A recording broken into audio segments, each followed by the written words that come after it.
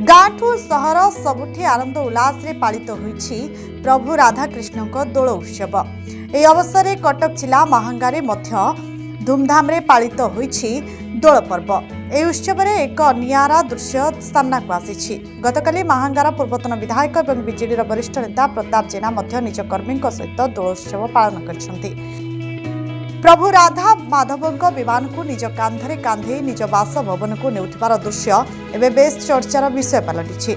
गतकाली संध्यारे स्थानीय आलीचुड़ा बासभवन में सुसज्जित प्रभु राधा माधव ठाकुर को भोग देवा सहित निज कर्मी गहन में होली उत्सव पालिथिले प्रताप जेना। प्रभु राधा माधव को फूल देई धर्मपत्नी डेजी जेना सहित दोल उत्सव पालिथिले प्रताप। ओडिशा रे वर्तमान दोल उत्सव एवं ता सहित होली पर्व पालन करा जायछि।